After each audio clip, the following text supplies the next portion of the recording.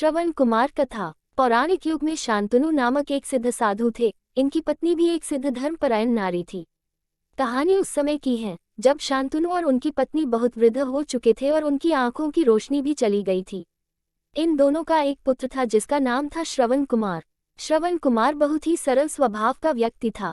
माता पिता के लिए उसके मन में बहुत प्रेम एवं श्रद्धा थी। वो दिन रात अपने माता पिता की सेवा करता था।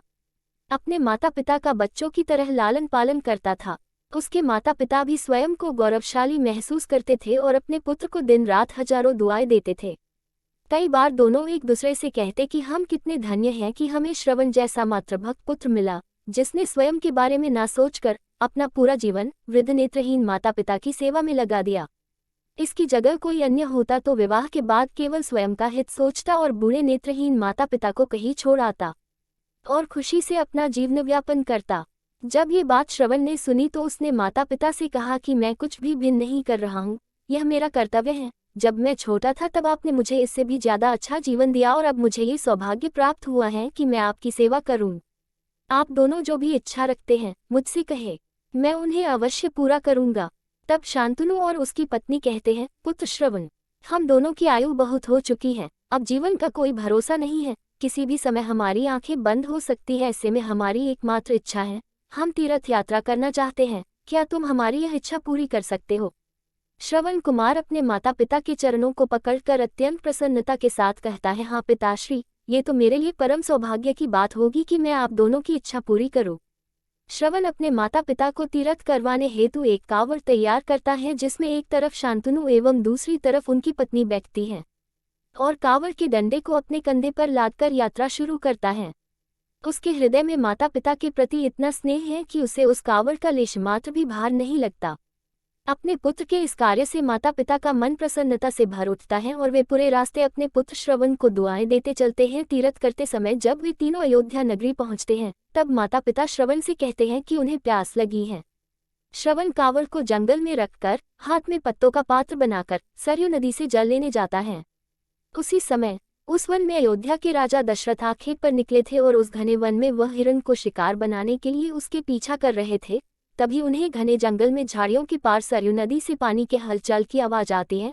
उस हलचल को हिरण के पानी पीने की आवाज समझकर महाराज दशरथ शिकार के उद्देश्य से तीर चला देते हैं और उस तीर से श्रवण कुमार के हृदय को आघात पहुंचता है, जिससे उसके मुंह से पीड़ा भरी आवाज निकलती है, जिसे सुन दशरथ स्तब्ध रह जाते हैं और उन्हें अनहोनी का एहसास होता है और वे भागकर सरयू नदी के तट पर पहुंचते हैं, जहां वे अपने तीर को श्रवण के हृदय में लगा देख भयभीत हो जाते हैं और उन्हें अपनी भूल का एहसास होता है।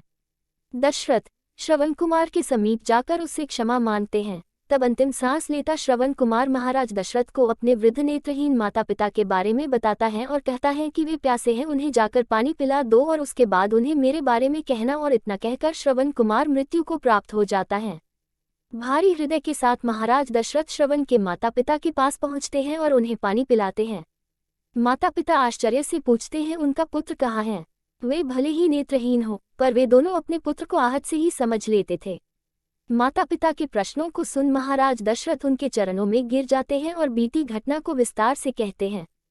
पुत्र की मृत्यु की खबर सुनकर माता पिता रोने लगते हैं और दशरथ से उन्हें अपने पुत्र के पास ले जाने को कहते हैं।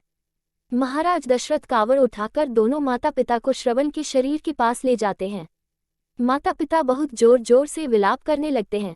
उनके विलाप को देख महाराज दशरथ को अत्यंत ग्लानि का आभास होता है और वे अपनी करनी की क्षमा याचना करते हैं। लेकिन दुखी पिता शांतनु महाराज दशरथ को श्राप देते हैं कि जिस तरह मैं शांतनु पुत्र वियोग में मरूंगा, उसी प्रकार तुम भी पुत्र वियोग में मरोगे। इतना कहकर दोनों माता पिता अपने शरीर को त्याग मृत्यु को प्राप्त हो जाते हैं। महाराज दशरथ श्राप मिलने से अत्यंत व्याकुल हो जाते हैं और कई वर्षों बाद जब उनके पुत्र राम का राज्य अभिषेक होता है तब माता कैकेयी के वचन के कारण राम, सीता और लक्ष्मण को 14 वर्षों का वनवास स्वीकार करना पड़ता है और इस तरह महाराज दशरथ की मृत्यु भी पुत्र वियोग में होती है। अपने अंतिम दिनों में उन्हें शांतनु के कहे शब्द याद आते हैं और वे राम के वियोग में अपना शरीर त्याग देते हैं। कहानी की शिक्षा हमें ये कहानी यही शिक्षा देती है कि बिना लक्ष्य को देखे उसे भेदना कई बार आपको गलती का पात्र बना देता है और आप ना चाहते हुए भी दूसरों के दुख का कारण बन जाते हैं। ये थी श्रवण कुमार की कहानी। अपनी माता पिता भक्ति के कारण ही श्रवण कुमार पुराणों में जीवित हैं। श्रवण कुमार सदैव अपनी मातृभक्ति के लिए जाने जाते हैं। रामायण महाकाव्य में ऐसे कई चरित्र हैं जो हमें वास्तविक जीवन के कर्तव्यों का ज्ञान देते हैं और हमें धर्म एवं कर्म का सही मार्गदर्शन देते हैं।